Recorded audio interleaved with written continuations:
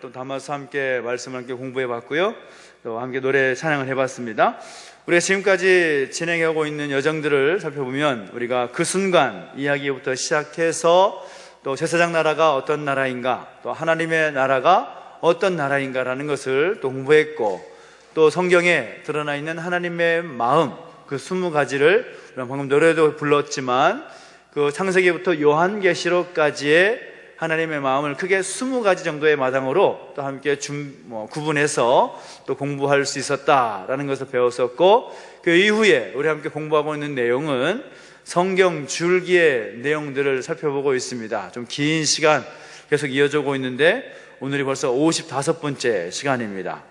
우리가 그동안 살펴봤던 성경 줄기, 크게 보면 성경 줄기를 40개로 나눌 수가 있는데, 그 40개의 줄기를 또 우리가 최대한 또 세심히 살펴보면서 성경의 줄기가 어떻게 이어져 오고 있는가라는 것을 함께 공부하고 있는 중이죠. 그래서 성경을 7개의 큰 카테고리로 나눠봤을 때 모세오경, 그리고 왕정 500년, 페르시아 7권, 400년 중간사 이렇게 나눌 수가 있는데, 그 각 영역마다 성경의 줄기들을 살펴볼 수가 있겠다라는 거죠. 그래서 먼저 모세오경에는 원역사부터 시작해서 룻기의 교육의 성공 사례, 이 부분까지 큰 줄기로 살펴볼 수가 있겠다라는 것을 공부했었고, 이제 왕정 500년에는 이제 사무엘을 중심으로 한 미스바 세대, 그리고 이제 왕정이 마무리가 되고 또 망하게 되는 그 역사까지 함께 살펴보았고요. 이제 페르시아 7권은 여러분 보다시피 이제 바벨론 포로로 잡혀가서 이제 마지막 이제 말라기의 침묵에 이르기까지 그 역사의 내용을 함께 살펴보고 있습니다. 그래서 우리가 그 전까지, 지난주까지 함께 공부했던 내용들이 이제 페르시아 7권 내용 가운데서 크게 이 성경의 줄기라고 할 수가 있는 성전을 재건하고 또 성벽을 재건하는 그 일들이 예루살렘 가운데 있었는데, 그 놀라운 일들이 페르시아 제국을 통해서 또 진행되고 있다는 것을 우리 함께 공부를 했었고, 오늘은 우리가 함께 구약 성경의 마지막 이야기를 함께 공부하게 됩니다. 바로 본문이 어딜까요? 말라기서 내용이 되겠다라는 거죠. 그래서 말라기서에 나오는 중요한 내용, 그것이 뭐냐? 따라합시다. 고백과 침묵. 이 고백과 침묵에 대한 내용을 함께 공부해 보고자 합니다. 자, 고백이라고 하고 있는데요. 자, 여러분은 지금까지 살아오시면서 어떤 고백을 해보셨습니까? 물론 사랑하는 사람과의 관계에서 사랑의 고백도 해보셨을 것이고, 특별히 또 아이들과 함께 양육하고 아이들을 가르치면서 아이들에게 뭔가 좀 찜찜하고 잘못한 부분이 있다면 솔직하게 아빠가 이거 잘못했어, 미안해 라는 그런 고백도 해보셨을 것이고, 각자 나름대로의 여러 가지 상황 속에서 고백을 해보셨을 겁니다. 그런데 성경을 보면, 이 성경 가운데 특별히 말라기서를 보면 하나님께서 하나님의 백성들에게 얘들아, 내가 너를 정말 사랑한단다, 그런 사랑의 고백이 담겨져 있다라는 겁니다. 내가 너희를 정말로 사랑한다, 그 사랑의 고백이 담겨져 있다라는 거죠. 그 이야기를 이 말라기서를 함께 통해서 살펴보겠다라는 겁니다. 그래서 이 말라기서 장수로는 4장밖에 되지 않는 아주 짧고 얇은 책이지만, 이 말라기 이야기를 크게 5가지 줄기를 나눠가지고 함께 공부해 볼 수 있겠다라는 거죠. 그 첫 번째가 뭡니까? 제목 읽어주십시오. 시작. 말라기 선지자. 자, 말라기라는 사람이 누구냐?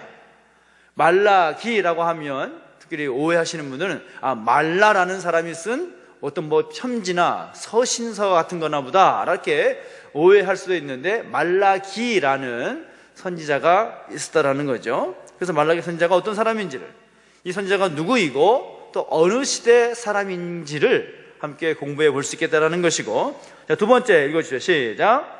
하나님과 이스라엘의 슬픈 대화.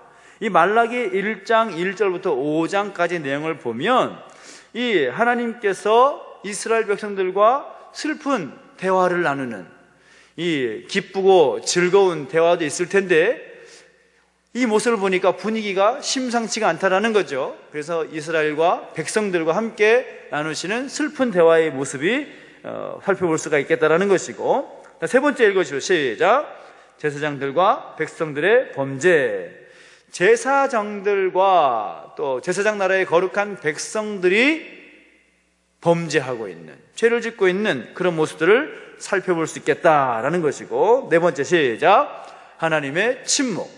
이어지는 겁니다. 그러니까 제사장과 백성들의 범죄함, 그 죄악 때문에 결론은 무엇이냐? 하나님의 침묵이 이어지고 있다는 겁니다. 그리고 다섯 번째 시작. 1500년 사랑의 아쉬움. 하나님께 직접 선택하신 언약의 백성, 약속의 백성인 이스라엘을 1500년 동안 사랑하셨는데 그 사랑의 모습에 있어서 참 아쉬움이 남는 그런 모습들을 우리가 마무리하면서 이제 400년 침묵의 그 시간에 접어들게 된다라는 그런 이야기를 우리 함께 공부해 보겠습니다. 자, 성경을 보면 수많은 사람들이 등장을 하지요. 우리 통성경학교 시작하면서 성경은 어떤 책이냐? 어떤 책이라고 그랬습니까? 2000년의 시간 가운데 기록이 되었고, 그 다음에 또 뭐라고 그랬어요? 공부를 하신 분들이 기억이 나서 말씀해 주셔서 너무너무 감사해요. 1500여 장소, 공간을 통해서 그것이 기록이 됐으며, 자, 등장인물 몇 명? 5000명 가까이 되는 성장인물이 등장해서 이 성경의 이야기를 진행해 온다라고 말씀을 드렸습니다. 그러니까 그 사람을 중심으로 해서 이야기거리 할 수 있는 사람이 5000명 정도가 되니까 그 사람 말고도 성경에 등장하는 인물을 꼽으라면 얼마나 많은 성경의 사람들이 등장을 하겠습니까? 그런데 우리가 그 성경에 등장하는 인물들을 살펴볼 때 우리가 좀 이것만을 좀 알고 좀 그 사람들을 좀 봤으면 좋겠다 하는 중요한 기준 중에 하나가 뭔가 하면 이것입니다. 같은 시대를 살았고 또 함께 어울렸던 그런 사람들, 그것을 큰 틀로 함께 묶을 수 있었다는 거죠. 자, 예를 들면 주전 8세기, 예수님 탄생하기 전에 주전 8세기, 그러니까 약 722년, BC 722년에 어떤 일이 있었는가 하면 아수르 제국이라는 그 제국이 등장해서 그 제국의 흐름 속에서 온몸으로 부딪히면서 제사장 나라에 꿈을 꾸고 살았던 그런 사람들이 있는데, 아수르 제국하면 그 당시에 아수르 제국의 발현과 아수르 제국의 아주 최전성기에 활동했던 이스라엘의 지도자들, 그리고 선지자들 누구 있었느냐? 여러분 잘 아시겠지만 아모스라든지 호세라든지 또 미가, 그리고 남유다의 왕을 꼽으라면 아하스, 또 그의 아들 아주 유명한 왕이었던 히스기야, 그 왕들의 모습을 살펴볼 수 있다는 거죠. 근데 그 사람들이 아수르 제국과 함께 활동했던 그런 동시대 사람이라는 것을 우리가 좀 기억하면 좋겠다라는 겁니다. 그리고 나서 6세기 초반에 이제 아수르 제국이 마무리가 되고 신흥 제국인 바벨론 제국이 등장을 하면서 이제 남유다 왕국도 문을 닫게 됩니다. 왕정 500년의 시간이 끝나게 된다는 거죠. 그런데 그런 상황 속에서 어떻게 이 제사장 나라의 꿈을 함께 꾸고 그 시대를 온몸으로 살아낸 사람들이 있는데 누구냐? 아실 겁니다. 스바냐, 하박국, 나훔, 예레미야, 오바디아, 에스겔, 다니엘, 이런 선지자들이 바로 그런 그 시대 가운데 역사에 관한 제국 변동의 그 시간 가운데서 동시대에 활동했던 사람들이다라는 거죠. 이 사람들이 남유다 마지막 왕이었던 여호야긴 시드기야 왕이라든지 바빌론 왕이었던 느부갓네살 왕이라든지 그 사람과 함께 동시대를 살았던 그런 인물들이다라는 것을 생각해 볼 수가 있고, 그리고 얼마 지나지 않아서 이제 바빌론이라는 제국도 어떻게 돼요? 70년이라는 시간이 지났을 때에 페르시아 제국에 의해서 이제 망하게 되죠. 그래서 페르시아 제국이 새롭게 등장하게 되면서 이제 황폐화된 예루살렘을 다시 새롭게 세우는 사람들의 이야기를 볼 수가 있는데, 그때에 등장을 하고 그때 함께 동시대에 활동했던 사람들이 스룹바벨이라든지 어떤 학계, 스가랴, 에스라, 뭐 그런 사람들이 있었다라는 거죠. 그리고 페르시아에 누구가 있습니까? 고레스라는 왕이 바로 이 시대에 활동했던 그런 인물들이다라고 볼 수가 있겠고, 그리고 구약 마지막 그런 시즌이라고 할 수가 있는 주전 한 5세기 경에는 동시대를 살았던 사람들 누가 있었습니까? 에스라, 에스더, 느헤미야, 말라기, 이런 사람들이 그 시대를 살았던 사람들이다. 그래서 페르시아 제국의 아하수의 왕과 또 아닥사스다, 그 왕과 함께 살았던 동시대 사람이다라는 겁니다. 그래서 오늘 우리가 함께 말라기서를 공부하면서 우리가 꼭 기억해야 될 것은 말라기와 더불어서 에스라, 느헤미야, 이 사람은 같은 시대 사람으로 묶어 볼 필요가 있다라는 겁니다. 이해되시나요? 자, 성경을 보면 우리가 아는 것처럼 우리가 들고 있는 성경의 배열을 보면 말라기는 구약의 위치가 어디입니까? 제일 마지막에 있습니다. 그런데 성경을 보면 에스라, 느헤미야는 어디 나올까요? 시편 앞에 나와 있어요. 시편 앞에. 그러니까 성경을 보면서 오해할 수 있는 게, 이 에스라와 느헤미야는 다윗보다 먼저 나온 사람이구나 라고 오해를 해서는 된다 안 된다? 안 된다라는 겁니다. 그러니까 이 시대적 사랑의 흐름에 따라서 우리가 통독 성경을 읽으면 크게 무리 없이 시대에 등장하는 사람들의 이야기를 연결지어서 볼 수가 있는데, 그것을 착각해서는 안 된다라는 거죠. 그래서 이 에스라, 느헤미야와 더불어서 오늘 함께 살펴볼 말라기라는 선지자와 같이 세 명의 삶의 이야기가 페르시아 제국의 동시대를 살아갔던 사람들이다. 그들이 어떻게 제사장 나라의 꿈을 꾸고 또 어떻게 호흡하면서 살아왔는가라는 것을 전체적으로 함께 묶어서 살펴볼 필요가 있겠다라는 것입니다. 그래서 말씀드렸지만, 말라기는 몇 장으로 되어 있다고요? 4장, 1장, 2장, 3장, 4장 끝이십니다. 그래서 아주 얇은 책이라는 거죠. 그런데 내용을 보면 참 재밌는 것이 하나님께서 말씀하신 내용이 대부분입니다. 여러분 이해되시나요? 하나님께서 말씀하신 부분이 대부분이다. 자, 여러분 성경을 펴서 말라기를 펴보시기 바랍니다. 통독 성경을 펴셔도 좋고요, 여러분 성경을 펴셔도 좋습니다. 말라기 1장부터 마지막까지 내용을 보면 어떻습니까? 1장 1절 한번 읽어보겠습니다. 시작. 여호와께서 말라기를 통하여 이스라엘에게 말씀하신 경고라. 그 다음에 나오는 말이 뭐예요? 여호와께서 이르시되 나오죠. 2장 1절 시작. 너희 제사장들아, 이제 너희에게 이같이 명령하노라. 2절 만군의 여호와가 이르노라 하면서 여호와의 말씀이 기록됩니다. 3장 1절 시작. 만군의 여호와가 이르노라 하면서 그 다음에 하나님의 말씀이 이어집니다. 4장 1절 시작. 만군의 여호와가 이르노라 하면서 또 여호와 하나님의 말씀이 이어집니다.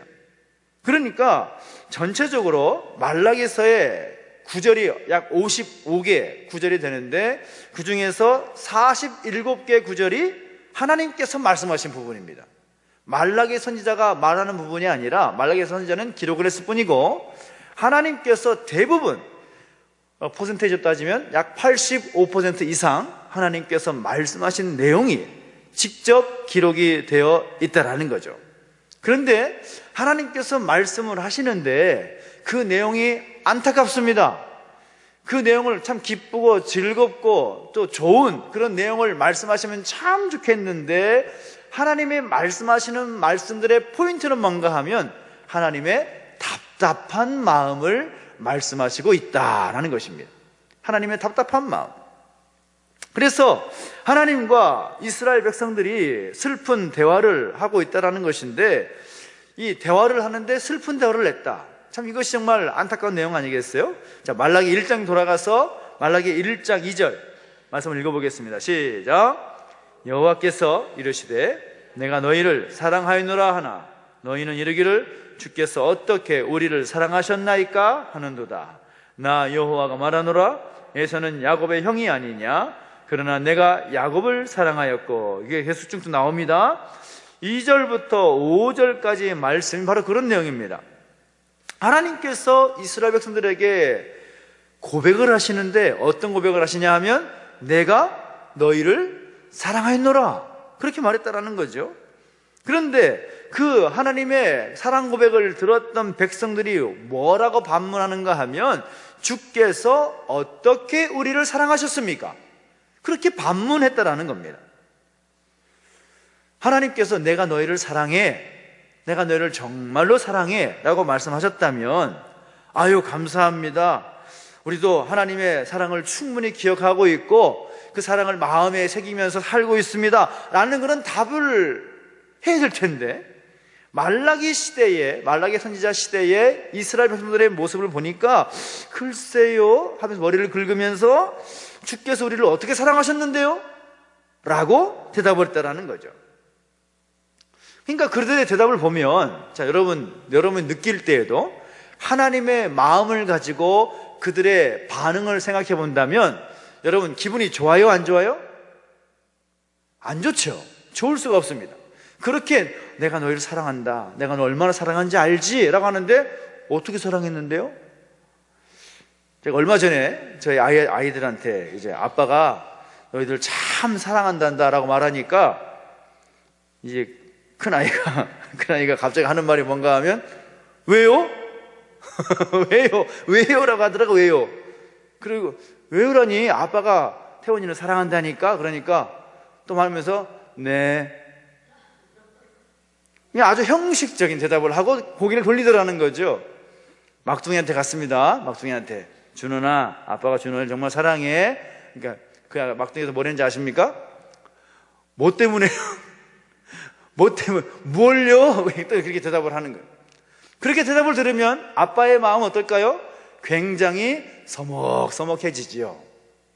마치 그런 모습인 겁니다. 하나님께서 말씀하실 때 얘들아, 내가 너희를 정말로 사랑해 라고 고백을 했는데 그 백성들의 반응은 뭔가 하면 어떻게 우리를 사랑하셨는데요? 잘 모르겠는데요? 사랑하셨습니까? 라고 대답을 하더라는 거죠. 여러분, 왜 이렇게 대답했을까요? 그 이스라엘 백성들이, 하나님께서 택하신 백성 이스라엘이 어떻게 그렇게 대답할 수밖에 없었을까요?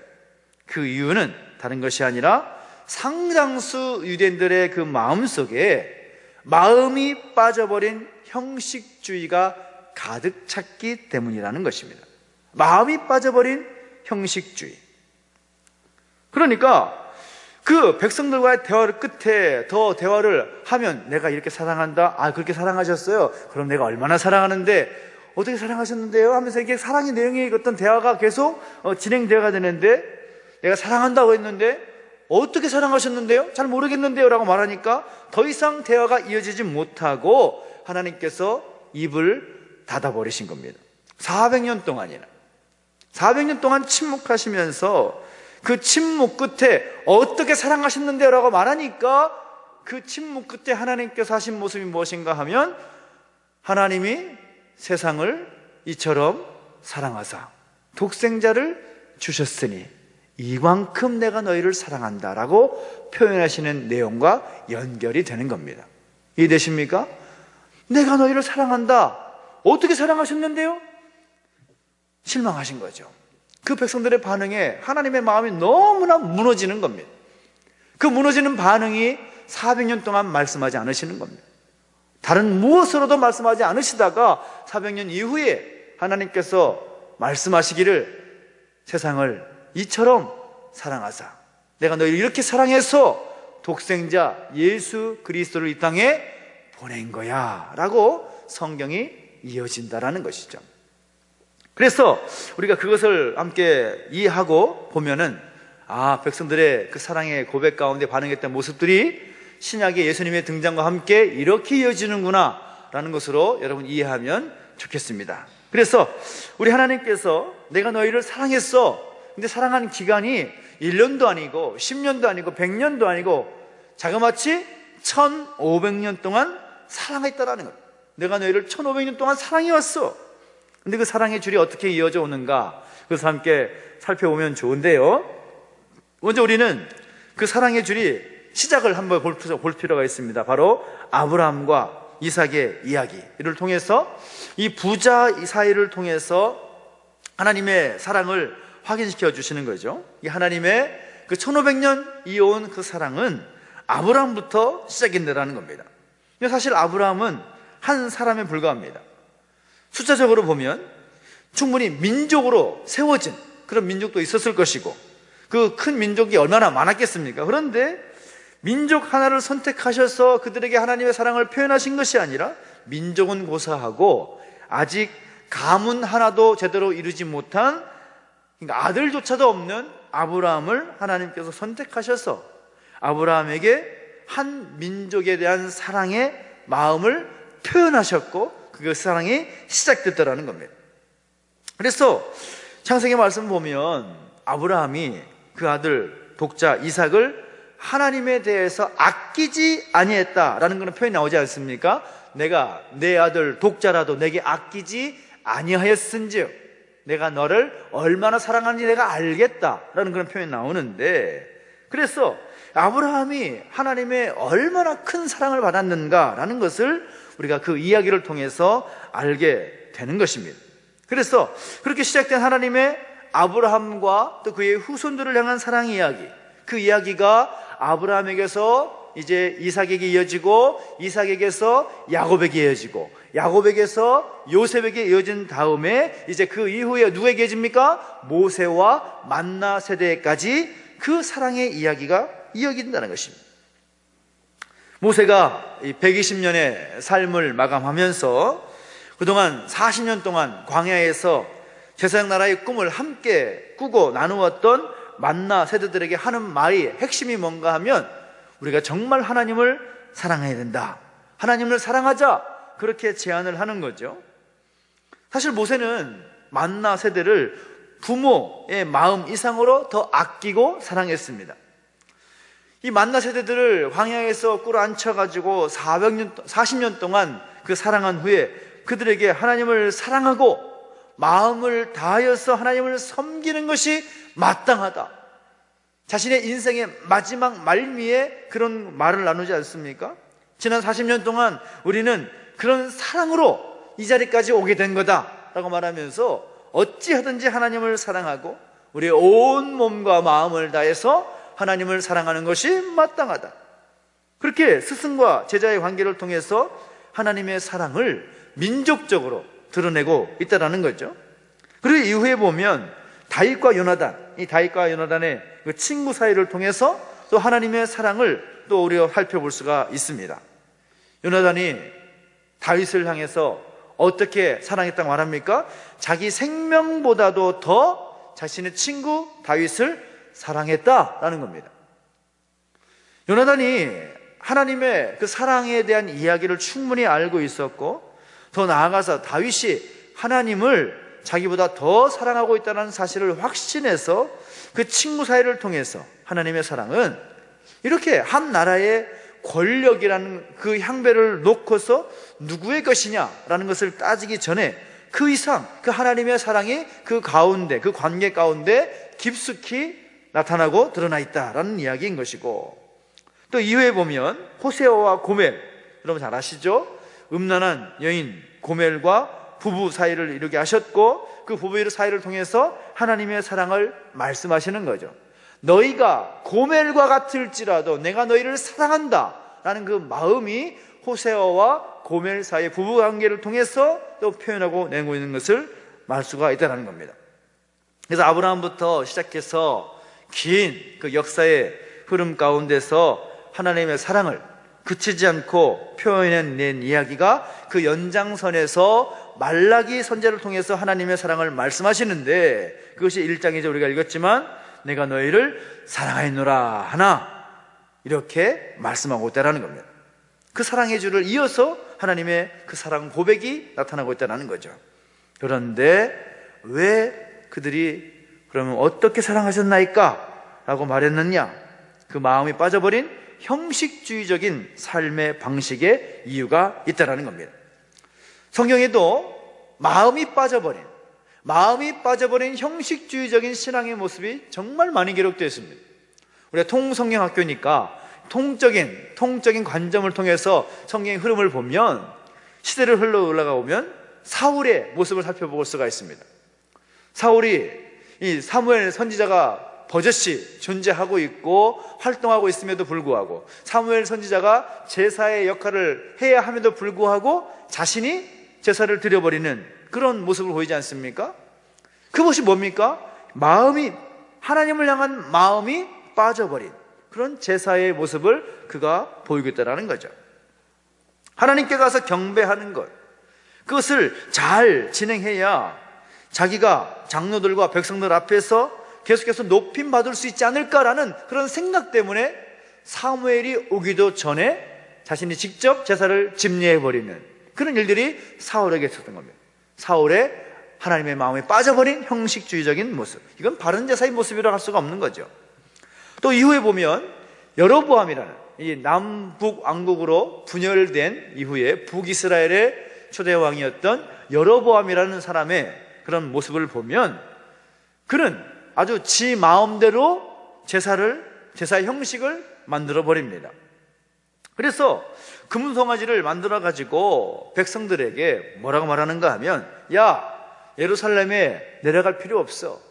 하나님께서 제사장 나라의 기준을 말씀하실 때 반드시 1년에 3번, 새 명절 때는 예루살렘에 가서 하나님의 성전이 있는 곳에 가서 하나님 앞에 제사를 드리고 함께 축제를 갖는 그런 일을 하나님께서 명령하셨지 않습니까?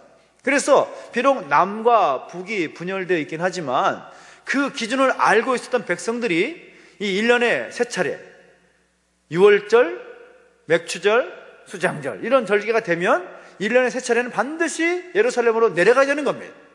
내려가야 된다는 것을 알고 있었던 것이죠. 이미 사울과 다윗 그리고 솔로몬에 이르기까지 120년 동안 그것이 진행되어 왔었기 때문에 그것에 대해서 잘 몰랐는데 라고 말할 수가 없을 겁니다. 백성들이 그런 마음을 갖고 있었다는 거죠. 그런데 여로보암 왕이 북이스라엘의 나라를 만들고 나서 백성들이 남유다 왕국의 수도인 예루살렘 성으로 내려가게 되면 어떤 마음이 들겠어요?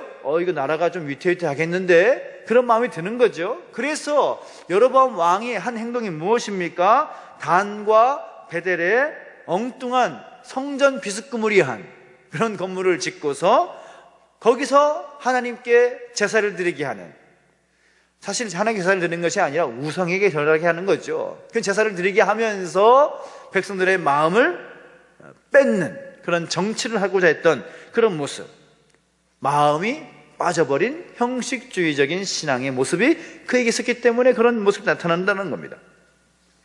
이후에 이사야나 미가, 또 아모스라, 또 호세아 선지자들이 마음이 빠져버린 형식적인 제사의 모습을 비판합니다. 하나님께서 그런 헛된 그런 제물이나 제사의 어떤 불성실한 그런 모습에 대해서 선지자를 통하여서 질타하는 거죠. 그것은 악한 모습이다. 하나님 앞에 제대로 된 제사를 드리지 않는 것은 이것은 잘못된 것이다 라는 것을 선지자들을 통해서 말하게 하십니다. 그리고 에스라와 느헤미야도 뭐라고 말합니까? 마음이 빠져버린 안식일을 비판을 하는 거죠. 그래서 그 연장선상에서 본다면 이 말라기 선지자는 무엇을 말하는가 하면 마음이 빠져버린 형식적인 제사, 그것을 비판하고 있다는 겁니다. 그것이 이제 말라기 1장 8절에 나오는데 그 이후에 내용을 함께 살펴보면서 공부를 할 수 있겠습니다. 그래서 제사장 나라, 이 제사장 나라에서는 가장 중요한 것이 뭐라고 그랬어요? 제사, 그리고 제사장, 이게 굉장히 중요한 역할 아니겠습니까?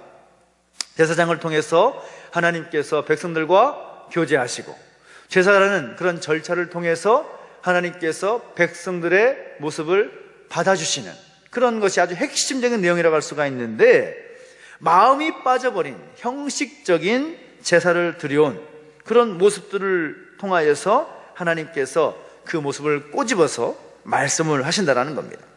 그래서 제사장들과 백성들의 그런 죄악된 모습을 하나님께서 지적하시는데, 먼저 우리가 제사장들 향해서 하나님께서 어떻게 말씀하시는가 한번 살펴본다면, 말라기 1장 7절 8절 말씀 같이 한번 읽어보겠습니다. 시작. 너희가 더러운 떡을 나의 제단에 드리고도 말하기를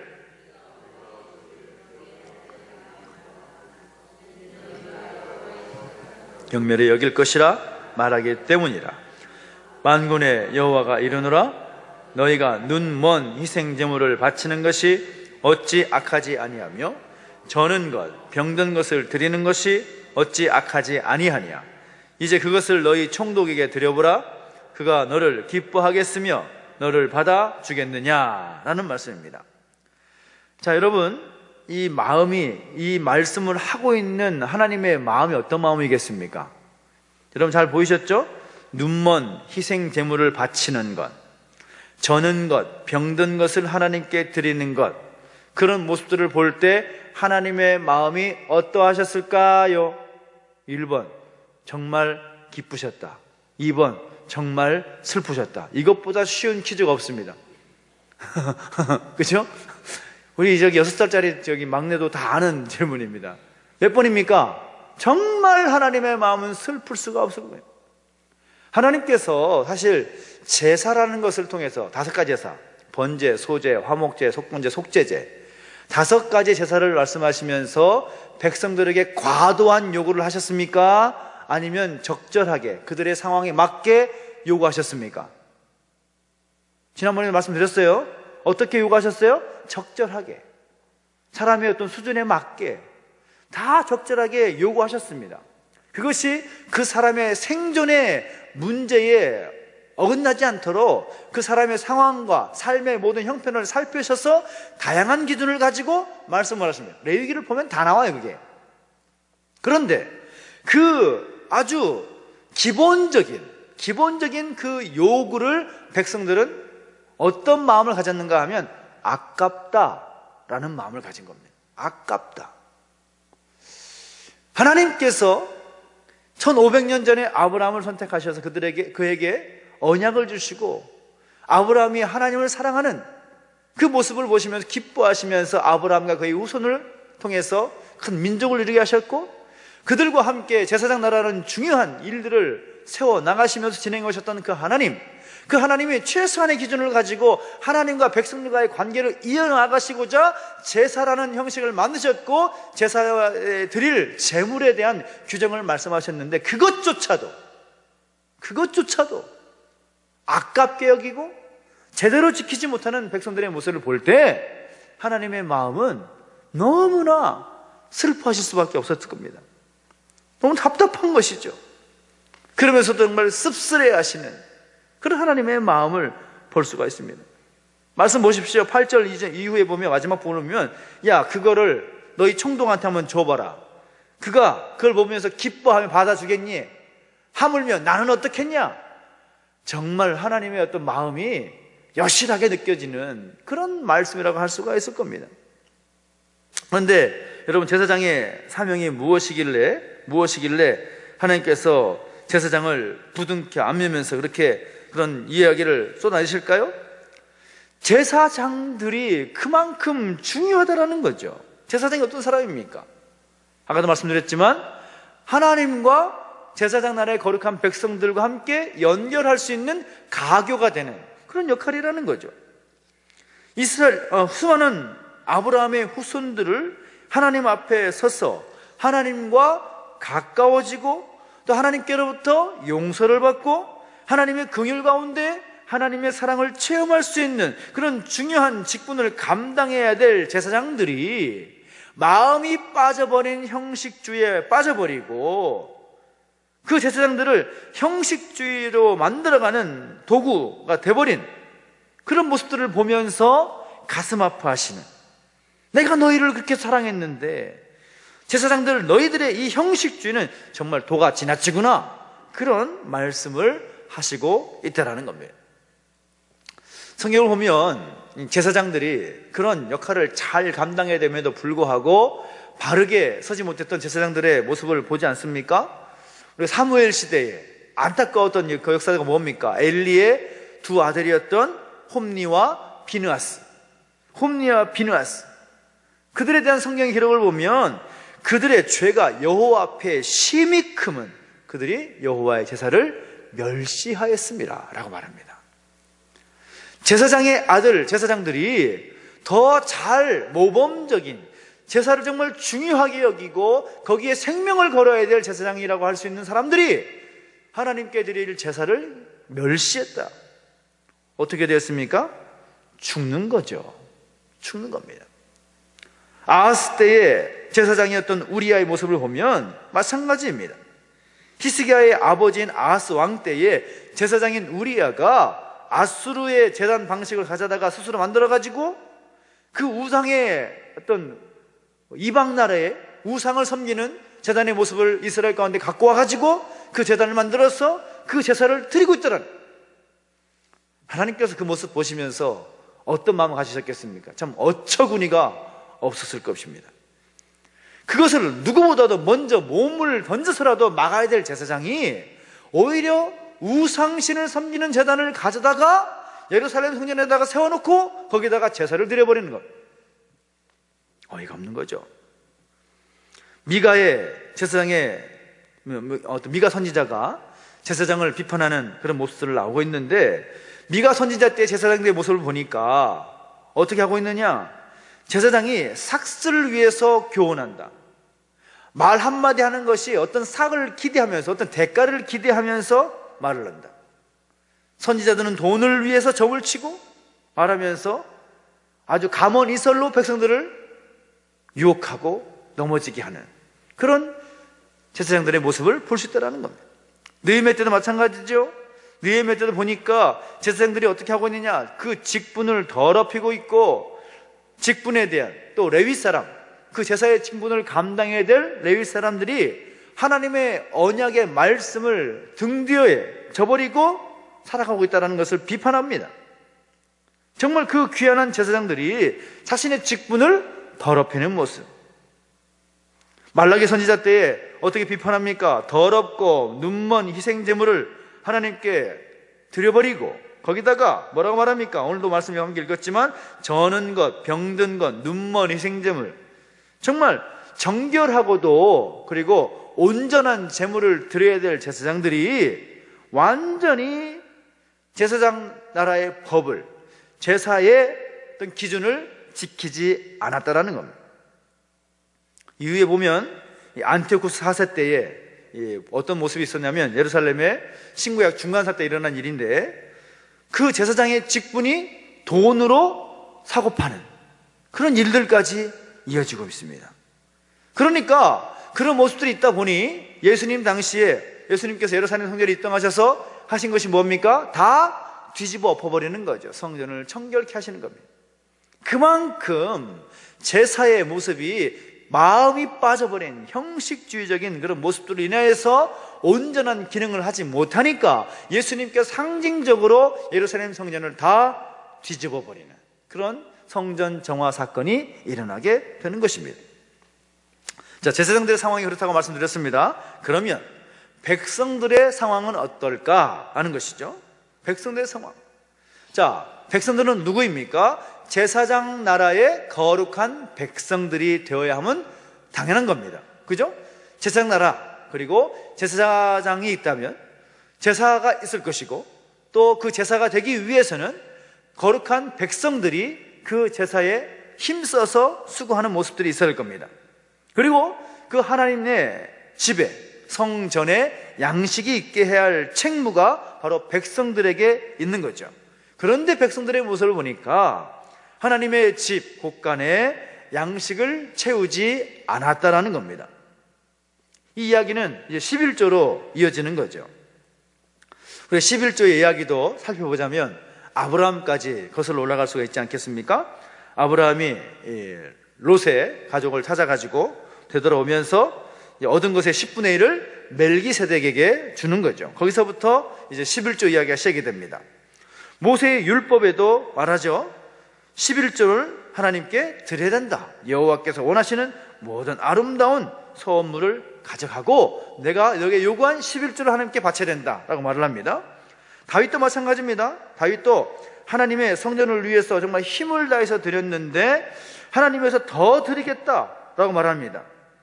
인생을 살면서 그가 얻어낸 성과의 10분의 1을 구별해가지고 하나님의 성전에 바치는 것이 아니라 모든 힘을 다해서 가진 전체를 다 바치기까지 하면서 11조가 아니라 10의 몇 배를 하나님께 드리는 다윗의 모습을 우리가 보게 됩니다.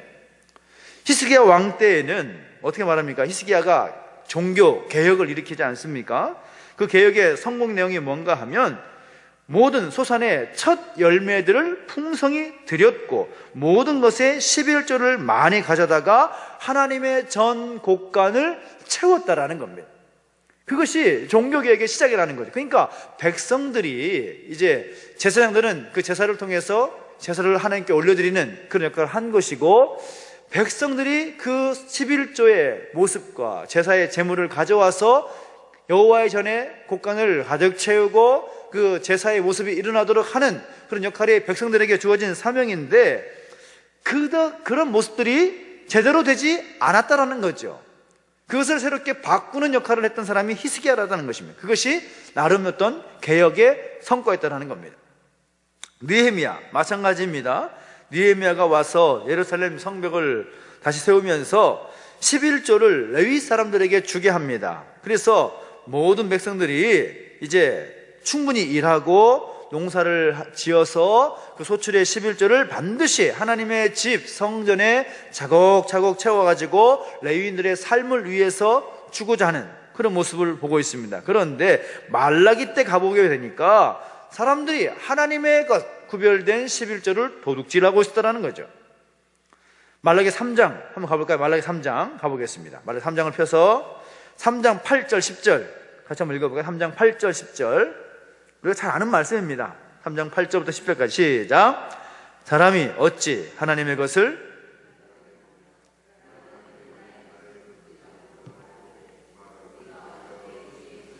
도둑질 하였나이까 하는도다. 이는 곧 11조와 봉헌물이라.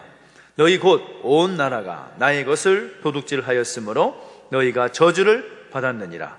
만군의 여호와가 이르노라. 너희의 온전한 11조를 창고에 들여 나의 집에 양식이 있게 하고 그것으로 나를 시험하여 내가 하늘 문을 열고 너희에게 복을 쌓을 것이 없도록 붙지 아니하나 보라 라고 말하고 있습니다.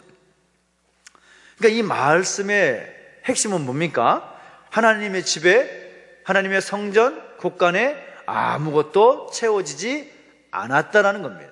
그러니까 하나님께서 이렇게 말씀하시는 거죠.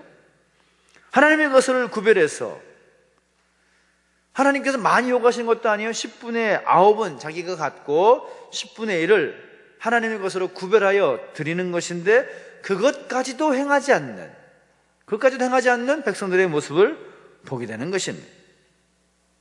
그래서 결국 레위인과 제사장들은 어떻겠습니까? 여호와의 전 곳간에 그 11조의 모습들이 채워지지 않으니까 자 어떻게 되겠습니까? 먹을 것이 있었겠어요? 없었겠어요? 먹을 것이 없는 거죠. 그 11조를 가지고 생계를 유지하고 삶을 유지해야 될 레위인들, 제사장들이 그것이 부족하니까 어떻게 했겠습니까? 결국은 자신의 직분을 내려놓는, 나 안 해, 더 이상 먹고 살기 힘들어 죽겠어, 안 할 거야, 그렇게 말하면 자신의 직분을 쉽게 내려놔 버리는 그런 일이 있는가 하면 이제 부정적인 효과들이 많이 나타나겠죠. 어떻게든 먹고 살려고 하나님께서 원하시지 않는 그런 방법으로 생기를 이어나가는 그런 모습들도 있었을 거라는 거죠. 그러니까 하나님께서 말씀하시는 겁니다. 그 상황을 안타깝게 여기시면서 그 상황에 대한 하나님의 마음이, 그 안타까운 마음이 이 3장 8절부터 10절까지 들어가는 겁니다. 야, 너희의 온전한 11조를 성전 곳간에 들여가지고 양식 있게 해라. 그것으로 나를 한번 시험해봐. 내가 하늘문 열고 너희에게 복을 쌓을 것이 없도록 붙나 안 붙나 한번 테스트를 한번 해보라니까. 그런 마음을 하나님께서 말씀하시는 거죠.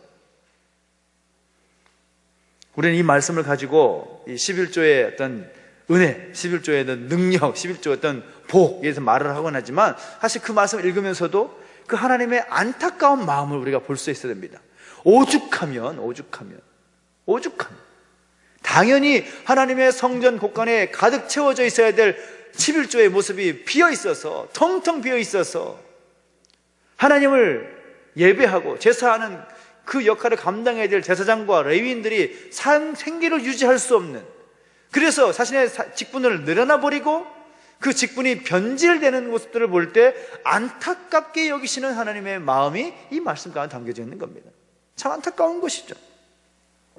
그래서 이렇게 많은 말씀을 하나님께서 하셨는데 그 많은 말씀 뒤 끝에 이어지는 것은 무엇인가 하면 하나님께서 많이 말씀하시고 나서 이제 입을 닫아버리시는 겁니다. 하나님의 침묵이 이어지는 겁니다. 더 이상 말하고 싶지가 않으신 거죠. 더 이상. 다윗 같은 경우에는 어느 때까지 하나님이 침묵하시며 계시겠습니까? 라고 하나님을 간절히 찾는 그런 어떤 고백이 나오는데, 하박국의 입장에서는 뭐라고 말합니까? 하나님이여, 제가 이렇게 부르짖어 하나님께 묻는데 어찌 듣지 아니하십니까? 하면서 하나님께 하소연하는 그런 부분들도 있습니다. 예수님도 십자가 위에서 말씀하실 때 뭐라고 말씀합니까? 나의 하나님 어찌하여 나를 버리시나이까? 그렇게 소리를 질렀으면서도 불구하고 그 맨 마지막 순간에 그렇게 부르짖는데도 불구하고 하나님께서 말씀하지 않습니다. 아들아, 내가 사랑한다 라고 말씀하시면서 내려오실 만도 한데 하나님은 침묵하십니다. 말씀하지 않으십니다. 예수님께서 요단강에서 세례 요한으로부터 세례를 받고 올라오실 때 하늘로부터 음성이 들리죠? 이는 내 사랑하는 아들이야. 그렇게 친히 말씀하셨던 하나님의 음성이, 하나님의 말씀이 십자가 상에서는 침묵하셨다라는 겁니다. 그러면 그 침묵은 결국 무엇을 말씀하는 걸까요? 침묵은 무엇을 말씀하는 것이겠습니까? 바로 하나님의 1500년간 아브라함부터 시작된 그 사랑의, 하나님의 백성을 향한 그 사랑의 모습에 대한 아쉬운 마음을 침묵으로 표현하시는 겁니다. 참 기가 막힌 표현인 거죠. 내가 너를 사랑해. 내가 너를 사랑한다. 내가 지난 1500년 동안 아브라함 이후부터 너희를 그토록 사랑해왔어 라고 말했지만 그 사랑 고백에도 불구하고 계속해서 엇나갔던 백성들의 모습을 보면서 침묵하시면서 그 아쉬운 마음을 표현해 내시는 거죠. 그리고 다시 그들을 향한 하나님의 사랑을 침묵 속에 마음속으로 담아 가시는 겁니다. 그 하나님의 사랑이, 그 하나님의 침묵이 이제 아주 더 오랜 세월로 이어지게 되는데, 지난 1500년 동안 아브라함과 또 그의 민족, 모든 여타 다른 모든 민족들이 있었겠지만 이스라엘 민족을 부둥켜 안고 그 사랑의 마음을 퍼 부으셨고 간절히 끌어안으셨던 그 하나님의 사랑은 말라기 선지자의 마지막 끝 무렵에 가서는 아주 하나님의 아주 크고 놀라운 약속을 주시는 것을 보게 됩니다. 자, 말라기 4장 5절 6절 말씀 읽어볼까요? 자, 시작. 보라, 여호와의 크고 두려운 날이 이르기 전에 내가 선지자 엘리야를 너희에게 보내리니 그가 아버지의 마음을 자녀에게로 돌이키게 하고 자녀들의 마음을 그들의 아버지에게로 돌이키게 하리라. 돌이키지 아니하면 두렵건대 내가 와서 저주로 그 땅을 칠까 하노라 하시니라. 아멘. 다름이 아니라 크고 두려운 날이 이르기 전에 선지자 엘리야를 보내겠다라는 그런 말씀을 하시는 겁니다. 그래서 그 선지자 엘리야가 무슨 일을 할 것이냐? 아버지의 마음을 자녀에게로, 자녀들의 마음을 아버지에게로 돌이키게 할 것이다 라고 말하는 거죠. 이후에 보면 하나님께서 이제 입을 닫으시고 침묵하셨던 400년이라는 시간이 지났을 때에 누가 등장합니까? 말씀하셨던 엘리야 같은 선지자, 누구예요? 세례 요한이 짠 하고 등장하는 거죠. 침묵을 깨고 광야에서 외치는 자의 소리라고 할 수 있는 세례 요한이 나타나서 뭐라고 말씀합니까? 너희는 주의 길을 예비하라. 그가 오실 길을 예비하라. 그렇게 말씀하면서 또 함께 더불어 회개하라. 천국이 가까웠느니라. 그런 선언을 하는, 그 회개하라는 말이 뭡니까? 너희의 마음을 돌이키라는 거죠. 400년 전에 말라기 선지자에게 말씀하셨던 그 하나님의 마음의 표현이 400년 이후에 응답이 되는 겁니다. 그렇게 아브라함부터 시작해서 1500년 동안 말라기까지 하나님께서 한 사람으로 시작을 해서 한 민족을 사랑하신 이 긴 이야기, 이를 통해서 한번 우리가 정리할 수가 있겠다라는 거죠. 그래서 사실은 이 하나님의 마음을 말라기 선지자의 어떤 내장이 걸친 기록을 통해서 우리는 충분히 살펴볼 수 있겠다라는 것을 살펴볼 수가 있겠고, 또 그런 것을 통해서 이제 그 하나님의 사랑의 마음이 이제 침묵시의 시간을 거쳐서 이 신약에 예수님 태어나시고 예수님을 중심으로 해서 어떻게 그 사랑이 또 표현해 나가는가라는 것을 통해서 살펴볼 수가 있겠습니다. 그래서 우리가 이 말라기 선지자의 어떤 기록을 보면서 하나님께서 사랑하셨다, 내가 너희를 사랑한다 라고 말을 했음에도 불구하고 하나님은 어떻게 사랑하셨는데요? 라고 반문했던 이스라엘 모습을 보시면서 슬퍼하셨고 안타까워 여기셨던 그 하나님의 마음, 아쉬운 어떤 모습들을 보면서 다시 한번 우리의 모습을 대입시켜 볼 필요가 있을 것 같습니다. 하나님 지금도 말라기 선지자와 그 당시 유다인들에게만 말씀하시는 것이 아니라 오늘 우리에게도 똑같이 말씀하십니다. 내가 너를 사랑한다. 그 신약에 나오는 수많은 말씀들의 종합체입니다. 그 하나님의 고백이 내가 너를 사랑한다. 하나님은 사랑이시다. 그 사랑의 하나님이 지금도 우리를 향하여서 내가 너희를 사랑한다 라고 말한다면 이제 우리는 어떻게 반응해야 되겠습니까?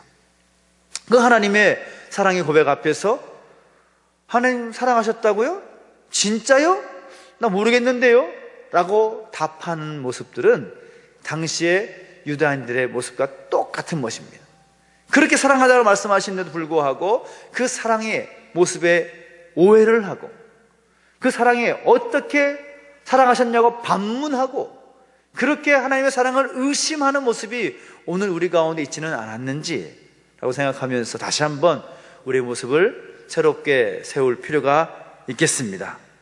그 사랑의 고백을 우리가 기억하고 그 사랑의 고백을 우리 마음판에 새겨서 하나님의 사랑을 기억하고 전할 수 있는 우리의 모습이 되어야 될 줄로 믿습니다. 다음 시간에는 다음 주에는 쉬고 2주 후에 이제 몇 주에 걸쳐서 이제 중간사 이야기를 여러분과 함께 공부하게 될 텐데요. 사실 우리가 이 중간사 내용은 성경에 기록되고 있지 않기 때문에 참 굉장히 좀 어렵게 느껴질 수도 있습니다. 그런데 이 중간사 이야기를 꿰게 되면, 중간사 이야기를 잘 공부하게 되면 구약과 신약이 어떻게 이어지는가에 대한 분명한 기준이 여러분 가운데 세워지게 될 것입니다. 그래서 지금 우리가 이제 살펴보고 있는 제국이 아수르 제국, 바벨론, 페르시아 제국까지 왔다면 이 중간사 400년은 이제 헬라 제국이 이제 등장해서 판을 치는 시대로 갈 수가 있는데, 이 헬라 제국과 중간사 이야기, 그리고 모세오경이 어떻게 세계화되어 가는가, 이 모세오경이 단순히 유다인들에게만, 이스라엘 백성들에게만 주어진 어떤 율법이고 경전이고 기준이 된 것이 아니라 어떻게 이것이 세계화되어 가는가, 그런 과정들을 함께 살펴보고 이 신구약 이 중간기에 어떤 일이 있는가를 또 이야기를 통해서 살펴보도록 하겠습니다. 여러분 정리 잘 되셨나요? 네, 그러면 다음에 올 때까지, 다다음 주에 오실 때까지 어디를 읽어오셔야 될까요? 말라기서는 꼭 읽어오셔야 되겠습니다. 아시겠죠? 네, 알겠습니다. 자, 기도하기 전에 광고를 드리자면 두 가지 광고를 드리겠습니다. 오늘 노회 C에서 주관하는 볼링 친선대회가 있었는데요, 우리 교회가 우승했습니다. 네, 박수로 좀 환영해 주시고. 네. 작년에 1회대가 있었고 올해가 2회대가 있었는데 잘 못 쳤는데 우리가 1등 했어요. 그냥 쉽게 1등 해가지고 잘 끝내서 감사하고, 이번 주일 오후에는 제주 극동방송 잔디밭에서 함께 야외 소풍을 가질 예정입니다. 그래서 답사 다녀왔고 새롭게 청사가 지어져서 또 극동방송의 또 이야기도 함께 나누면서 거기서 함께 즐기는 시간을 가질 텐데요, 다양한 음식과 다양한 프로그램들이 준비가 되고 있습니다. 그러니까 여러분이 하실 것은 기도밖에 없습니다. 날 좋은 기상, 태풍이 또 올라오고 있어서 올해는 유독 태풍이 많은 것 같은데 좋은 기상, 좋은 환경 속에서 지낼 수 있도록 기도해 주시고 함께 참여하시면 되겠습니다. 우리 같이 기도하겠습니다. 우리 같이 기도하실 때에 오늘 함께 공부한 내용들을 기억하면서 함께 결단하고 또 기도하시면 좋겠습니다. 하나님, 지금도 오늘 우리에게 동일하게 말씀하시는, 내가 너희를 사랑한다 라고 말씀하시는 그 사랑의 고백을 오늘 우리의 마음판에 새기면서 살아가게 해달라고, 지금도 우리에게 사랑한다 말씀하시는 하나님의 그 사랑 고백을 잊지 않도록 우리 마음에 새기고, 그 하나님의 사랑에 감사하고 그 사랑의 고백을 마음판에 새기며 하나님께 사랑을 담아 또 하나님을 잘 섬기며 나갈 수 있는 오늘 우리의 모습, 이 교회, 또 우리 모두의 모습이기를 소망하면서 우리 가정 결단하며 기도하며 나가시겠습니다. 함께 기도하겠습니다. 하나님 아버지, 은혜를 감사를 드립니다. 우리 가운데 함께 하셔서 지금도 우리에게 내가 너를 사랑한다, 내가 지금까지 너를 사랑해왔다 라고 말씀하시는 그 하나님의 사랑을 기억하게 하시고 그 사랑의 고백을 우리 마음에 새기며 살기를 원합니다. 하나님 아버지, 말씀해 주시고 인도하여 주실 때에 그 사랑에 감사하며 그 사랑에 기뻐하며 그 사랑에 감사함으로 표현할 수 있는 우리의 모습이 되게 하여 주시옵소서.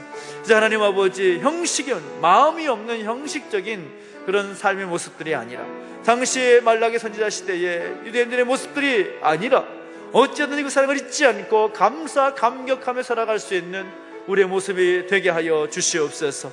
지금도 우리에게 사랑하다 고백하시는 그 사랑의 고백에 감사하고 하나님의 영광 돌리며 하나님 나라의 거룩한 백성답게 살아갈 수 있도록 우리를 붙잡아 주시고 인도하여 주시옵소서. 귀행하신 주님을 찬양합니다.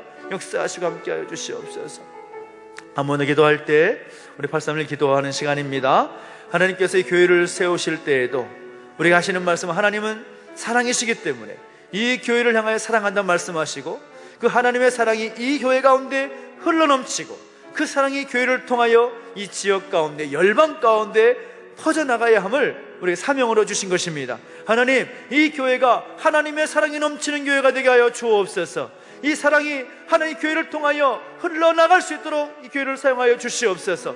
우리 모든 성도들 가운데 하나님의 사랑이 더욱더 충만히 채워질 수 있도록 인도하여 주시옵소서. 육신의 연약함과 또 마음의 무거운 짐의 가족들 하나님의 사랑을 품어주시고 능력으로 치유하여 주시라고 소원하면서 기도하며 나가시겠습니다. 함께 기도하겠습니다. 하나님 아버지, 주님을 찬양합니다. 우리 가운데 함께 하셔서 그 하나님의 사랑을 인하여 이 교회가 존재하고 우리 모든 하나님 백성들을 세워주심을 하여 감사를 드립니다. 하나님 아버지, 그 사랑에 감사하고 감격하며 우리의 모습이 될 수 있도록 인도해 주시고 주장하여 주시옵소서. 하나님 아버지, 주의 놀라운 뜻을 우리 가운데 베풀어 주시옵시고 하나님의 사랑을 힘입어 이 교회가 하나님의 사랑을 나타내 보일 수 있고 이 지역과 열방 가운데 하나님의 사랑을 전할 수 있는 기지가 될 수 있도록 인도하여 주시옵소서. 우리 모든 주의 백성들 가운데 기름 부어주시고 그 사랑의 하나님의 마음을 채워서 사랑의 백성답게 살아갈 수 있도록 인도해 주시옵시고, 영육가리 연약한 가족들이 있습니까? 하나님께서 만져주시고 그 사랑의 마음으로 품어주시고 역사하여 주실 때에 놀라운 은혜 가운데 치유되어 회복되는 놀라운 역사가 있을 수 있도록 인도해 주시고 함께하여 주시옵소서. 우리 행하실 주님을 찬양합니다. 주님 역사하시고 인도하여 주시옵소서. 감사를 드립니다. 살아계신 하나님 아버지, 감사합니다. 지금도 우리에게 사랑한다 라고 말씀하시는 하나님의 마음을 우리 마음판에 새기고 그 하나님의 사랑 때문에 우리가 존재함을 인하여 감사하고 우리에게 맡기신 사명 힘써 잘 감당해낼 수 있는 우리의 모습이 되게 하여 주옵소서. 하나님을 사랑하며 하나님의 사랑을 나타내 보일 수 있는 교회가 되게 하시고 우리가 바로 그러한 하나님 백성 될 수 있도록 역사하시고 인도하여 주옵소서. 교회와 우리 모든 성도들 그리고 교회에 진행된 모든 사역들 가운데 기름 부어주시고 은혜 가운데 함께하여 주옵소서. 감사를 드리며 예수님의 이름으로 기도하옵나이다. 아멘.